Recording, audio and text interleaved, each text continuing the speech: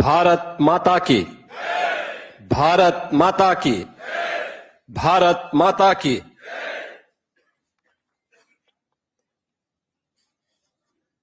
विभाजन विभीषिका स्मृति दिवस के अवसर पर आयोजित आज के इस कार्यक्रम में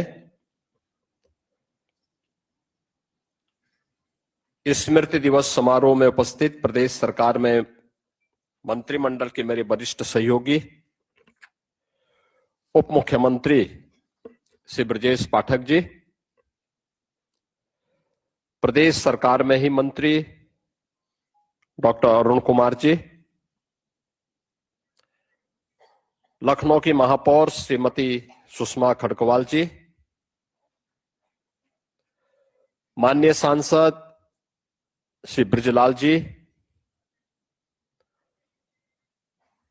पूर्व मंत्री और विधान परिषद सदस्य डॉक्टर महेंद्र सिंह जी, सभी माननीय जनप्रतिनिधिगण, विभिन्न समाजों से आए हुए विस्थापित परिवारों के सभी प्रतिनिधिगण और उपस्थित बहनों और भाइयों, आज पूरा देश 1947 में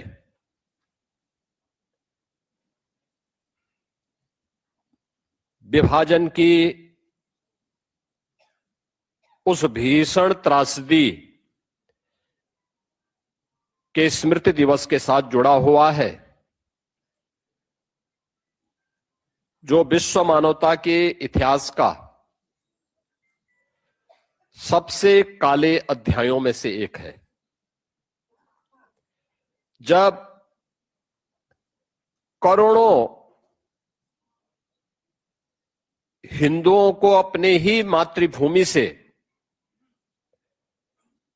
अपनी ही जन्मभूमि से विस्थापित होना पड़ा था और लाखों की संख्या में हिंदू, सिख, बौद्ध, जैनी इनका कत्लेआम हुआ।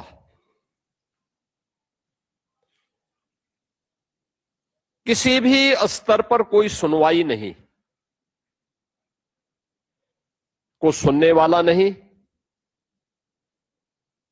कोई इस पीड़ा के प्रति अपनी संवेदना व्यक्त करने वाला नहीं।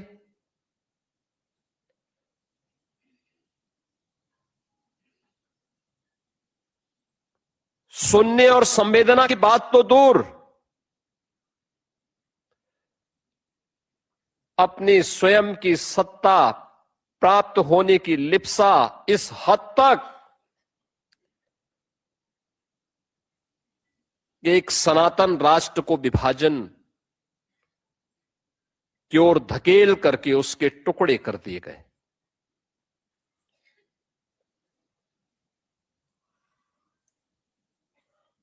यानी भारत विभाजन की त्रासदी उसी दिवस की ओर हम सबका ध्यान आकर्षित कराती है।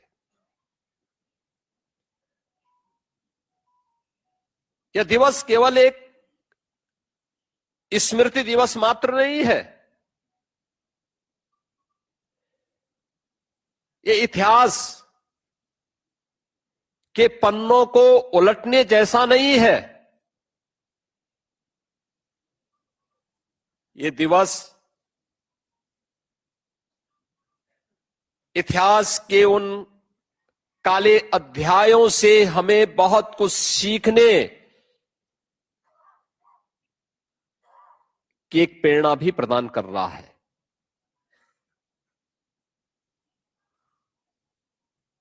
क्योंकि यह केवल उसका स्मरण भर मात्र करने भर से इसकी समस्या का समाधान नहीं होने वाला है।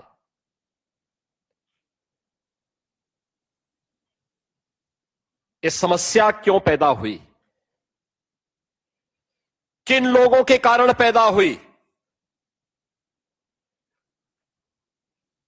इसके कितने दोषियों को सजा दी गई, और आखिर कब तक ये हिंदुस्तान इसकी कीमत चुकाता रहेगा? ये प्रश्न आज भी हम सबके सामने उसी मजबूती के साथ खड़े हुए हैं। और इसलिए इतिहास केवल परीक्षा का एक पाठ्यक्रम नहीं होता है। इतिहास गौरवशाली क्षणों पर गर्व की अनुभूति करने और अतीत की गलतियों को परिमार्जन करने का एक अवसर भी हमें देता है। और स्मृति दिवस के पीछे का भाव भी आदरणीय प्रधानमंत्री जी का यही रहा है। देश तो 1947 में आजाद हो गया। मैं भौचक था।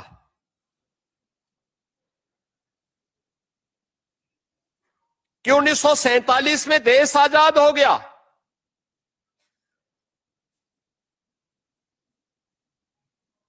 पाकिस्तान समर्थकों ने जो भूभाग नहीं भी मांगा था, वह भूभाग पंजाब का हो या बंगाल का, जबरदस्ती पाकिस्तान के हवाले कर दिया गया। हर व्यक्ति जानता है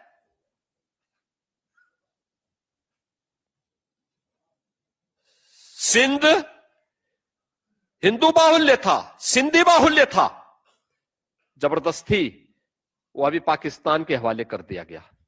पंजाब पंजाबी बाहुल्य था, जबरदस्ती उनके हवाले कर दिया गया। बंगाल बंगाली बाहुल्य था। आज भी आप जाएंगे बांग्लादेश बॉर्डर पर जाकर के देखिए उस त्रासदी को। सारे हिंदू गांव लेकिन जबरदस्ती बांग्लादेश को दे दिए गए। ये शर्मनाक कृत्य किसी और ने नहीं किया। ये शर्मनाक कृत्य क्या था? सत्ता के प्रति अति आतुर उस कांग्रेस ने, जिस पर इस देश ने आंखें बंद करके विश्वास किया था।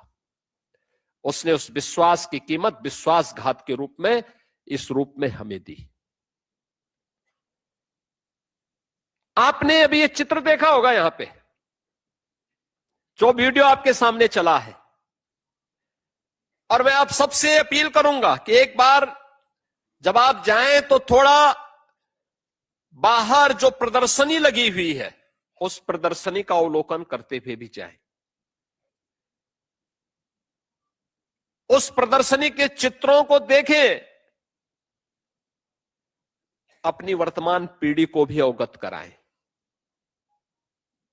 और केवल यहीं पे नहीं, पूरे प्रदेश भर के सभी नागरिकों से मैं कहूंगा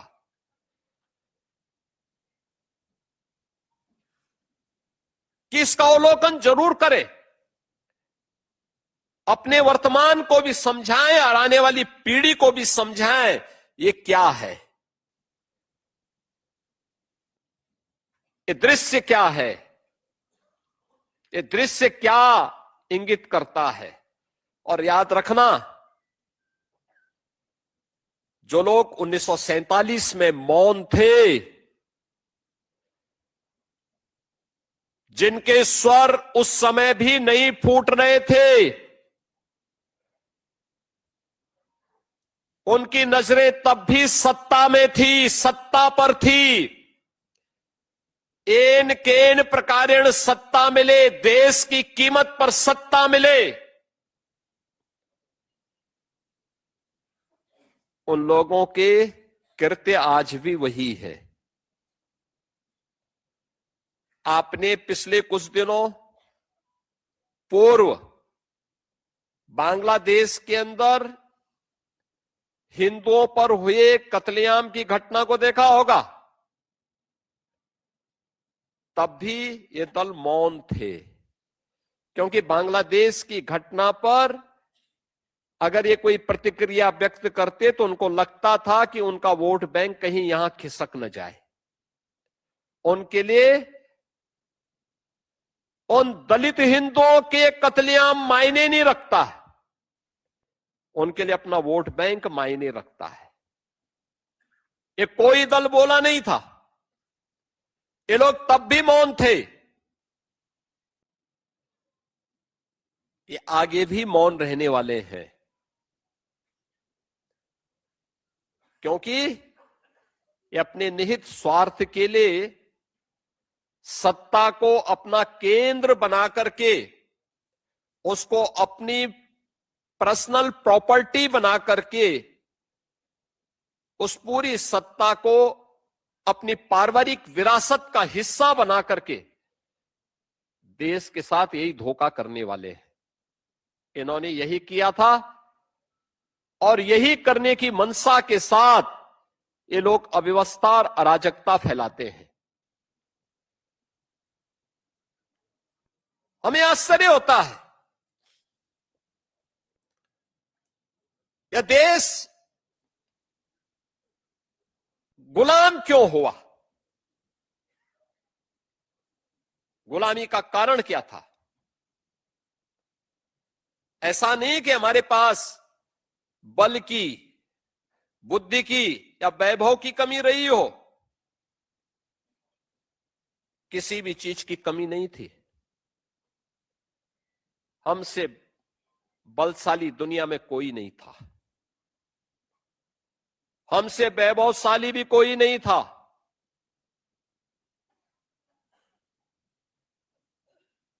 भारत जैसी बुद्धि भी नहीं थी किसी के पास।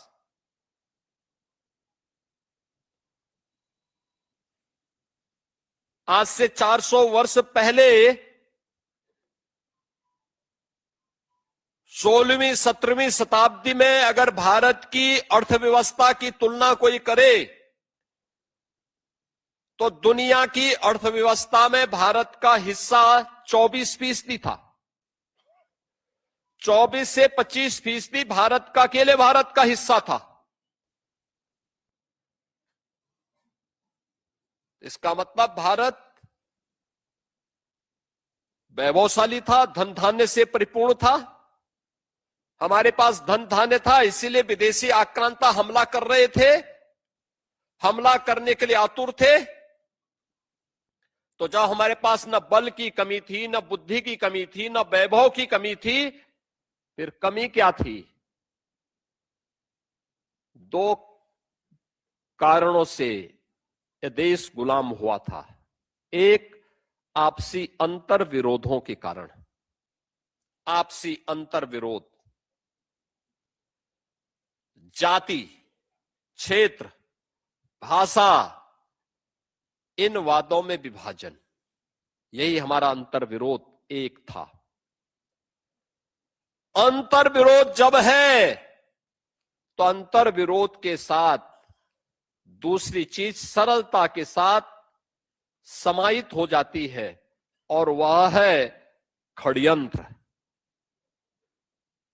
षड्यंत्रकारी फिर भारत के अंदर षड्यंत्र करने में सफल हुए।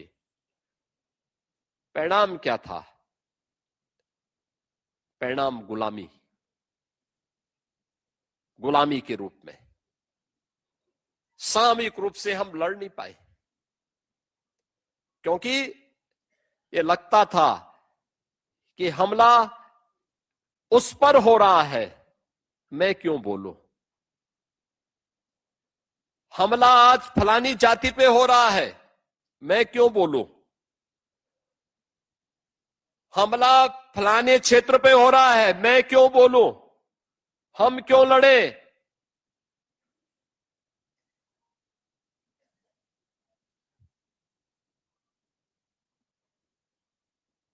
दुष्परिणाम सामने आने ही थे, देश गुलाम हो गया। यानी सनातन काल से जो भारत एक भारत था,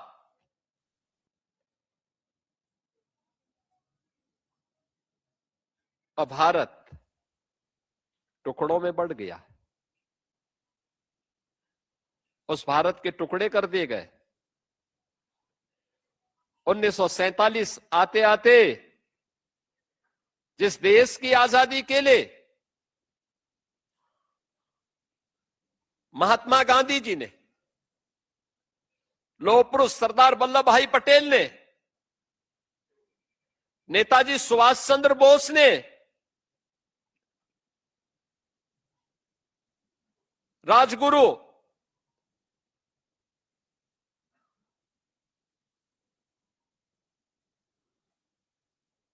पंडित राम प्रसाद बिस्मिल, ठाकुर रोशन सिंह, चंद्रशेखर आजाद, झांसी की रानी लक्ष्मीबाई, त्यात्या टोपे, वीर सावरकर जैसे महापुरुषों ने लड़ाई लड़ी थी। जिस देश में कभी यह मंत्र गूंजा था कि स्वराज मेरा जन्म सिद्ध अधिकार है, हम लेकर के रहेंगे, उस देश की क्या कीमत उसकी हमें चुकानी पड़ी। कौन इसके लिए दोषी था?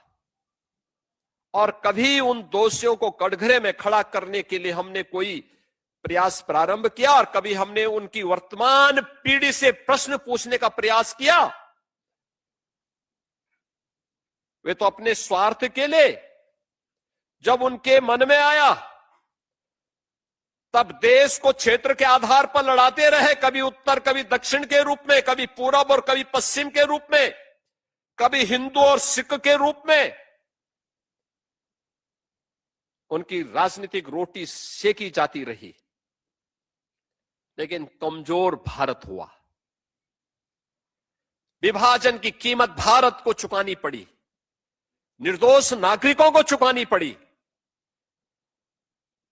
वह कीमत आज तक भारत चुका रहा है, लगातार चुका रहा है। ये वही कीमत है जो कभी आतंकवाद के रूप में, कभी नक्सलवाद के रूप में, कभी माओवाद के रूप में, कभी उग्रवाद के रूप में लगातार भारतीयों को डस रहा है। लेकिन ये 1947 के पहले के उस षड्यंत्र पर हम सब की चुप्पी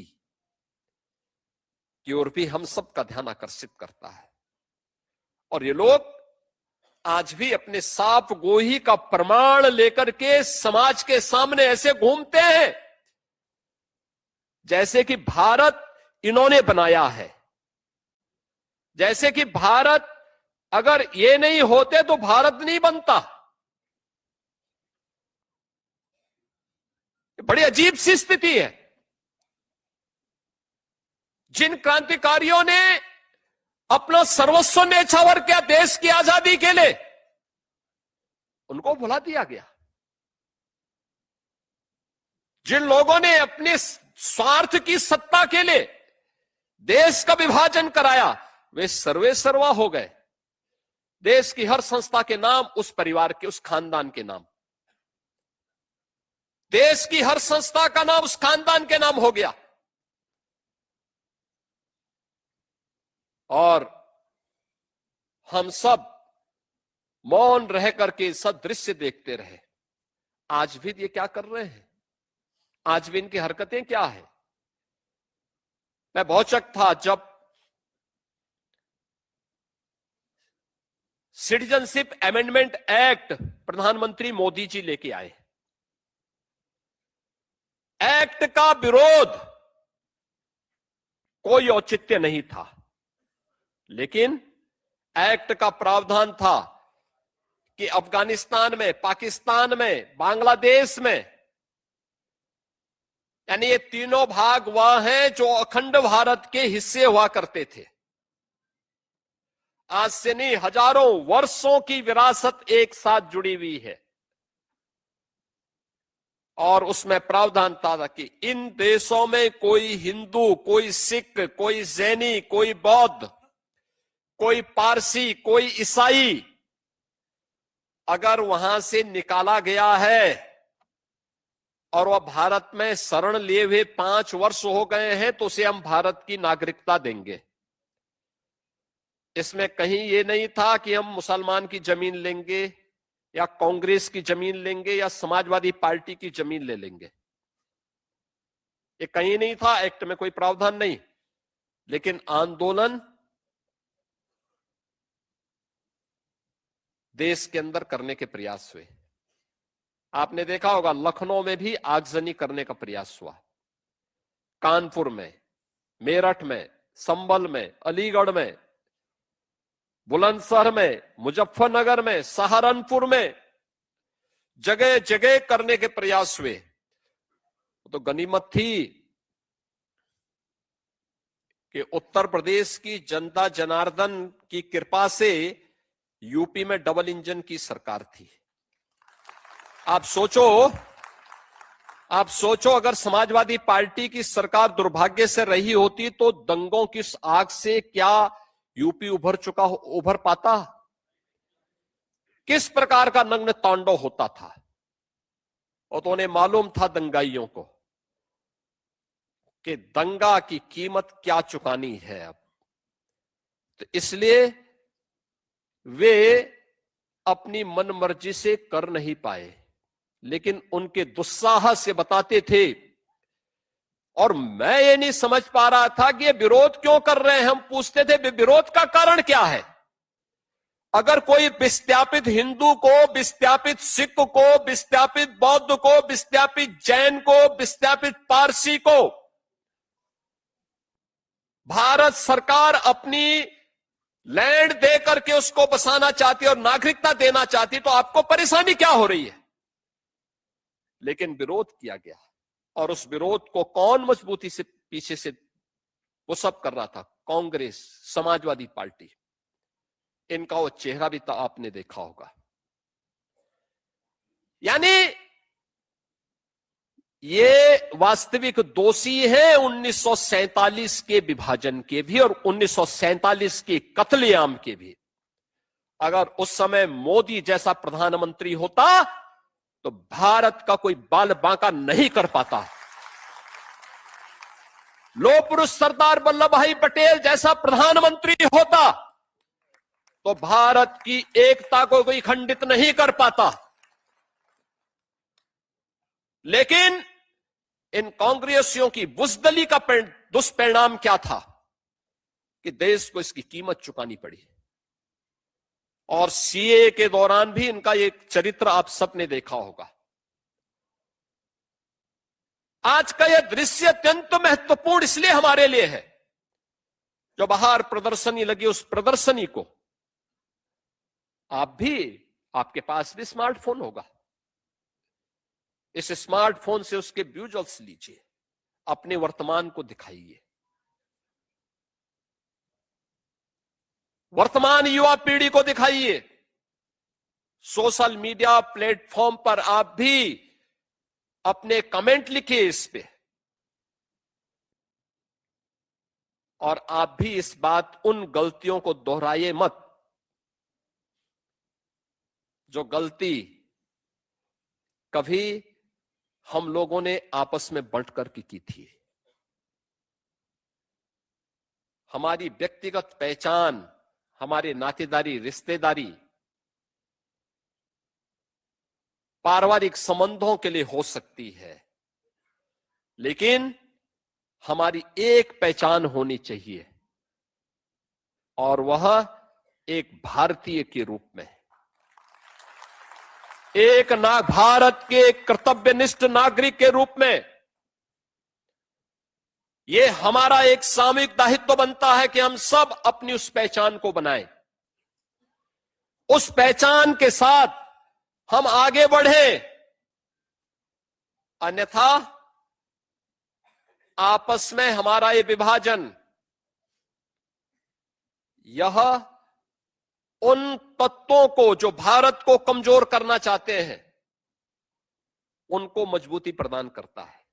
हमारा आपसी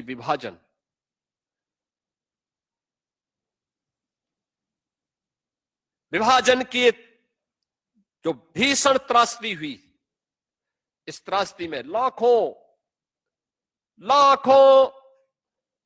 हिंदू, सिख, बौद्ध, जैनी, ये सभी लोग जो भारत के मूल नागरिक थे, इन लोगों को अपने घरों से बेघर होना पड़ा। लाखों का कत्लेआम हुआ। अकेले पंजाब के अंदर ही अकेले पाकिस्तान के अंदर ही 10 लाख से अधिक लोग काटे गए थे। ट्रेन में जो विभत्स हत्याकांड हो रहे थे, ट्रेन की बोगी लाशों से पटी हुई होती थी। रेल की पटरियों में चारों ओर लाश बिछी होती थी। आप देखो टूटी हुई बैलगाड़ी में कैसे लद करके उस समय आधे वदन कपड़े पहनी हुई माताएं और बहनें निकल रही हैं। ये दृश्य दिखाइए वर्तमान पीढ़ी को, जो आज बहकाने का प्रयास कर रहे हैं ना युवा पीढ़ी को, उनको बताइए ये बहकाने वाले लोग वही हैं जिनके पूर्वजों ने ये त्रासदी भी ला करके खड़ी की थी देश के सामने। ये वही लोग हैं। और इनका चरित्र देखना हो, सीए के दौरान भी आपने देखा होगा, और दूसरा बांग्लादेश के अंदर हुई हाल ही की घटनाओं में इनकी चुप्पी भी उस ओर इनको फिर से कटघरे में खड़ा करती है। मैं जब बिजनौर में गया था, पाकिस्तान से निकाले गए लगभग 8,000 लोग, 8 से 10,000 लोग वहां रह रहे थे। आप सोचो, ये पाकिस्तान से 1947 में आए थे, आज तक उनको कोई ठिकाना, ठौर ठिकाना नहीं मिल पाया था। तो उसमें सिख थे, पंजाबी थे, उनको कोई ठौर ठिकाना नहीं। हमने यहां के कागजात दुरुस्त करवाए, फिर वहां पे उनको नागरिकता भी प्रदान की गई और उनको वहां पे जमीन के कागज भी उपलब्ध करवाए। मैं पीलीभीत में गया, पीलीभीत में भी हजारों ऐसे बांग्लादेश से निकाले हुए परिवार,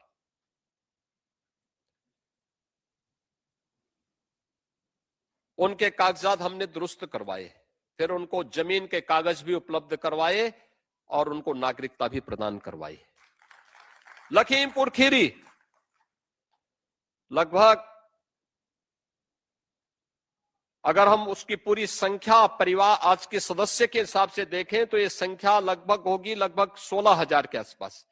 16,000 के आसपास ये भी बांग्लादेश से निकाले गए सभी पीड़ित हिंदू थे, हिंदू बौद्ध ये लोग थे। इन लोगों को फिर वहां पे हम लोगों ने वहां पे भी उनको नागरिकता प्रदान की। रामपुर के अंदर पाकिस्तान से निकाले हुए सिख हैं, उन लोगों के कागजात दुरुस्त कराए जा रहे हैं, उनको भी नागरिकता प्रदान करने की कार्रवाई चल रही है।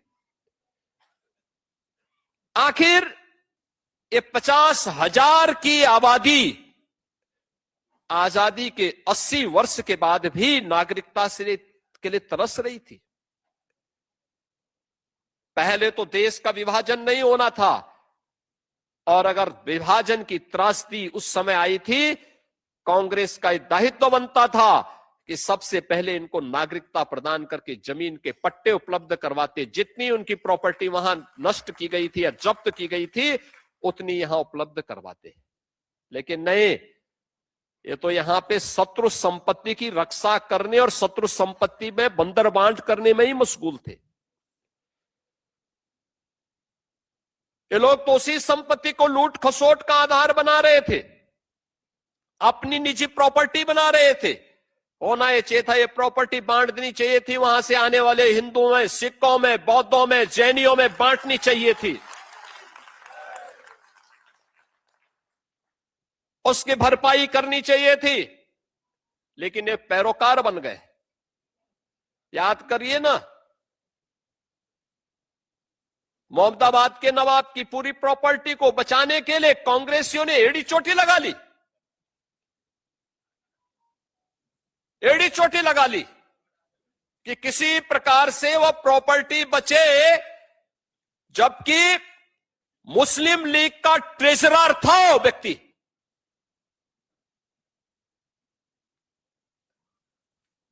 देश की आजादी के खिलाफ और भारत के विभाजन के लिए जिम्मेदार व्यक्ति के नाम पर विश्वविद्यालय बनाने वाले व्यक्ति को समाजवादी पार्टी आज पैरोकार बनती है कि हम आएंगे तो उसको गृह मंत्री बनाएंगे। यानी ये तो जानते हैं कि उसको नहीं आना है, लेकिन इनका शर्मनाक, इनके सोच को देखो। यानी ये फिर दंगा करवाना चाहते हैं।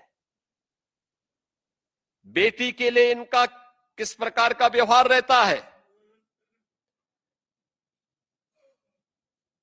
कैसे मुजफ्फरनगर और सहारनपुर के दंगाइयों को लाकर के तत्कालीन सीएम के आवास में लाकर के उन्हें सम्मानित किया जाता है, और ऐसे व्यक्ति के समर्थन में लोग इस प्रकार की दलीलें देते हैं।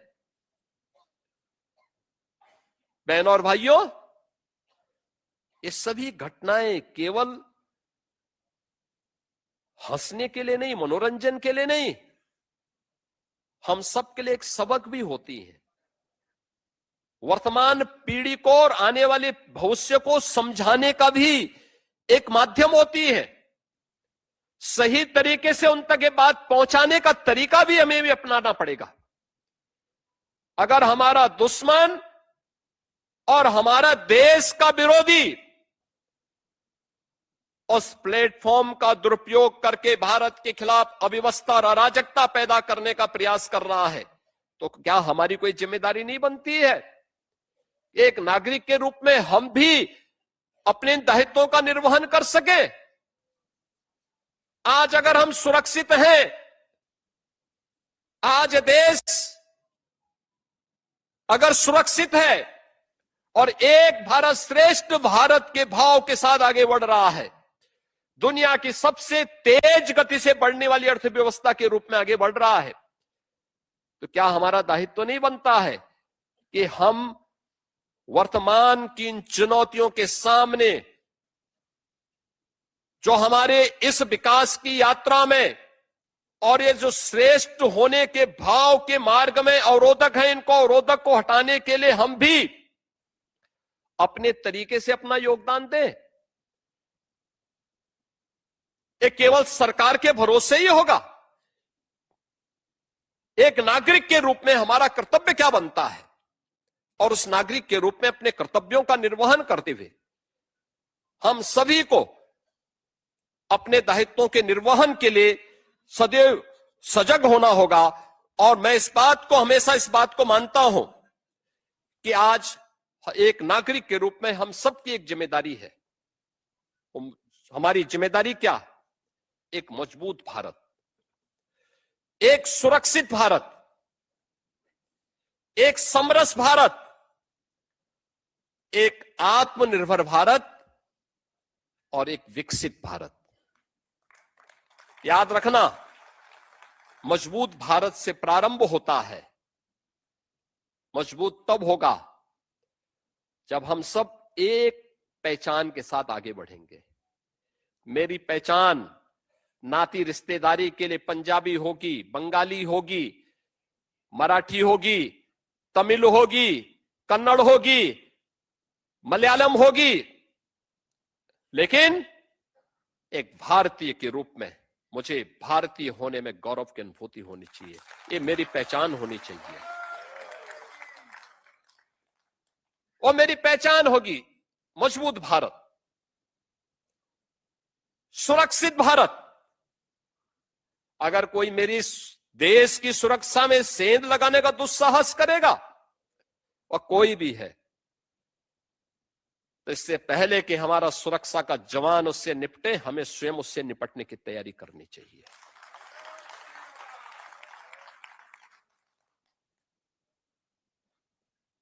अगर वह घात लगा करके देश पे हमला करना चाहता है, तो हम भी उसका मुकाबला करने की तैयारी करें। हमारा दायित्व बनता है जिसके लिए प्रधानमंत्री मोदी जी ने कहा था सेना के जवानों का, वर्दीधारी जवानों का सम्मान करना। हम तब चैन की नींद सोते हैं जब सेना का जवान सीमाओं की रक्षा करता है।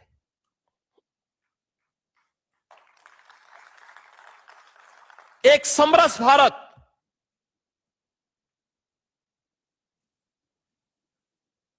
यानी जो अंतर विरोध चौड़े किए गए जाति के नाम पे, क्षेत्र के नाम पे, भाषा के नाम पे, उसको दूर करने का प्रयास करना। छुआछूत और अस्पृश्यता के नाम पर जो आज भेदभाव हो रहे हैं, मैं तो सिख बंधुओं से भी कहता हूं, बार बार कहता हूं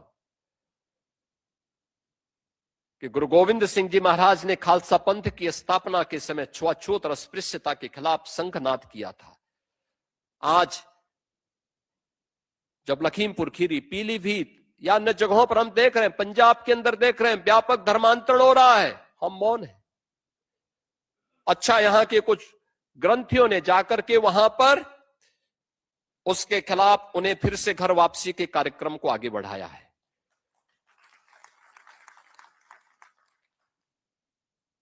हमें उस विकृति को दूर करना होगा जो हमें कमजोर कर रहा है। इसका उदाहरण मध्यकाल में संत रामानंद जी ने दिया था। जाति पाति पूछे नहीं कोई, हरि को भजे सो हरि का होई। उसका मंत्र ही यही है, कोई जाति पाति नहीं।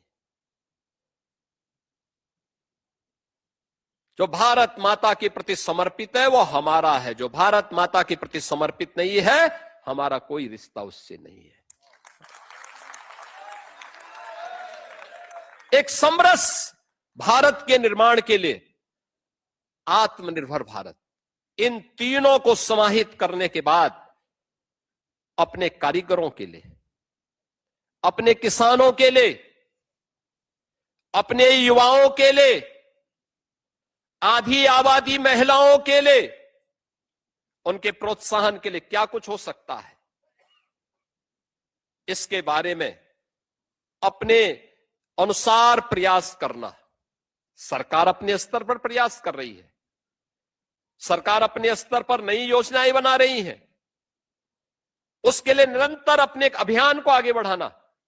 यह एक नया अभियान आत्मनिर्भरता के लक्ष्य को, आत्मनिर्भर होए बगैर कोई समाज स्वावलंबी नहीं हो सकता, और कोई स्वावलंबी समाज अपनी स्वाधीनता, अगर कोई समाज स्वावलंबी नहीं है तो अपनी स्वाधीनता को बहुत अधिक दिनों तक सुरक्षित भी नहीं रख सकता। और इसके लिए स्वावलंबन का मार्ग प्रशस्त करने के लिए आत्मनिर्भर होना, हर एक समाज को आत्मनिर्भर बनाने के लिए सामूहिक कदम उठाना। और जब आत्मनिर्भर होगा तो जो प्रधानमंत्री जी का विजन है, यह देश जब अपनी आजादी के शताब्दी महोत्सव को मनाएगा, यानी आने वाले 21 वर्ष में यह स्वाधीनता दिवस कल जो पड़ेगा वह 80वां पड़ेगा। याद रखना, ठीक 20 वर्ष के बाद यह देश अपनी स्वाधीनता का शताब्दी महोत्सव मनाएगा।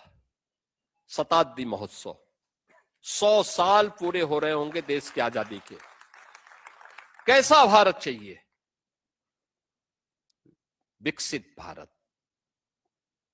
विकसित भारत, विकसित भारत कब होगा? जब विकसित उत्तर प्रदेश होगा। विकसित उत्तर प्रदेश होगा कब? जब लखनऊ विकसित होगा। विकसित कब होगा? जब आत्मनिर्भर होगा। आत्मनिर्भर जाति के आधार पर नहीं होता है, क्षेत्र के आधार पर नहीं होता है, भाषा के आधार पर नहीं होता है।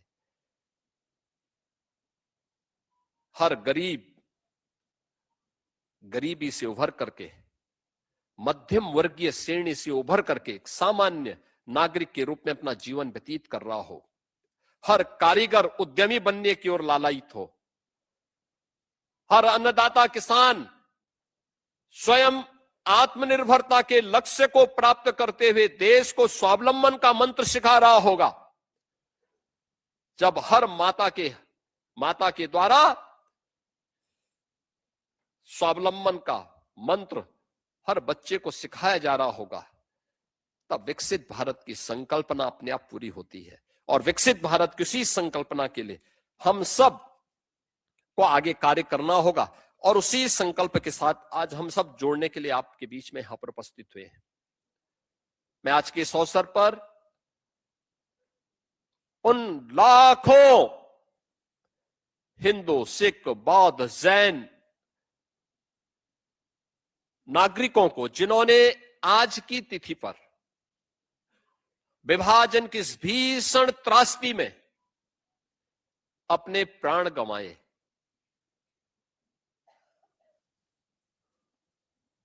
उन सबको मैं विनम्र श्रद्धांजलि अर्पित करता हूं। भारत की स्वाधीनता के लड़े हुए सभी क्रांतिकारियों, बलिदानियों को मैं उनकी स्मृति को नमन करता हूं। और आप सबसे मैं अपील करूंगा कि हमारी शक्ति भारत की एकता ही हमारी शक्ति है। भारत की अखंडता हमारी जिम्मेदारी है। विकसित भारत हमारा संकल्प होना चाहिए, यानी जीवन का संकल्प। आप देखते होंगे हम लोग जब पूजा पाठ करते हैं तो पहले संकल्प हमारा पुरोहित हमसे करवाता है। ये संकल्प इस बात का, उसका कोई विकल्प नहीं। और वही हमारे जीवन का संकल्प होना चाहिए। विकसित भारत की उसी संकल्पना को आगे बढ़ाने के लिए विभाजन विभीषिका स्मृति दिवस के समारोह के साथ आज हम सब यहां पर आए हैं।